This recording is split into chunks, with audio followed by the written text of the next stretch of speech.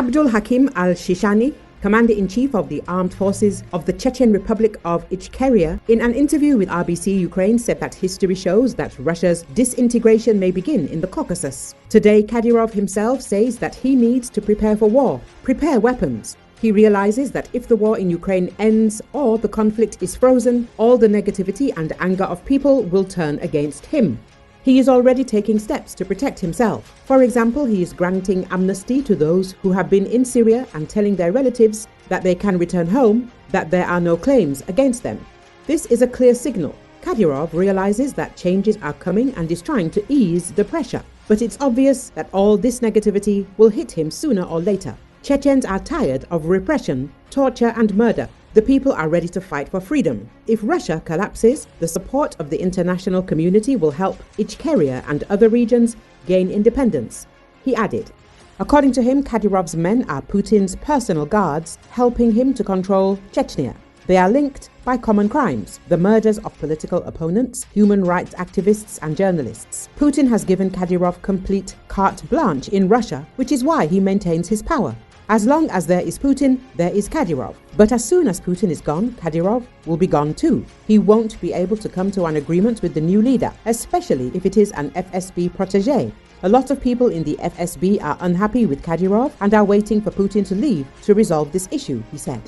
He said that the regime of Ramzan Kadyrov in Chechnya will collapse without Russia. Kadyrov will cease to exist if the Russian dictator Vladimir Putin is no longer in power.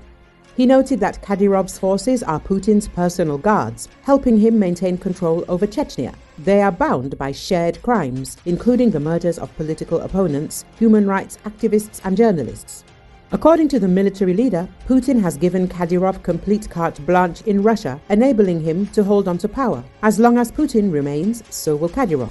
But the moment Putin is gone, Kadyrov will also fall. He won't be able to negotiate with a new leader, especially if it's an FSB-backed figure. Many within the FSB are dissatisfied with Kadyrov and are waiting for Putin's departure to address the issue, said Abdul Hakim Shishani.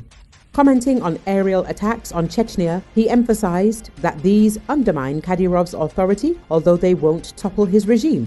If Russia collapses, the Chechen people themselves will overthrow Kadyrov.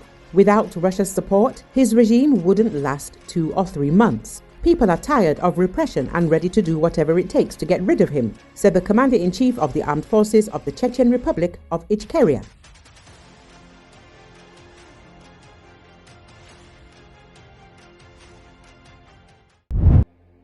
A blast of snow, ice, wind, and plunging temperatures stirred up dangerous travel conditions in parts of the central U.S. on Sunday. The disruptive winter storm brought the possibility of the heaviest snowfall in a decade to some areas. Snow and ice blanketed major roadways in nearly all of Kansas, western Nebraska, and parts of Indiana, where the state's National Guard was activated to help any motorists who were stuck. At least 8 inches of snow were expected, particularly north of Interstate 70, as the National Weather Service issued winter storm warnings for Kansas and Missouri, where blizzard conditions brought wind gusts of up to 45 miles per hour. In Kentucky, Louisville recorded 7.7 inches of snow on Sunday, a new record for the date that shattered the previous mark of 3 inches set in 1910. Lexington, Kentucky, also set a snowfall record, with 5 inches. The Weather Service warned that road travel could be very difficult to impossible. By Sunday, hundreds of car accidents had been reported in Virginia, Indiana, Kansas, and Kentucky, where a state trooper was treated for non-life-threatening injuries after his patrol car was hit on Interstate 65. At least 600 motorists were stranded in Missouri, that state's highway patrol said.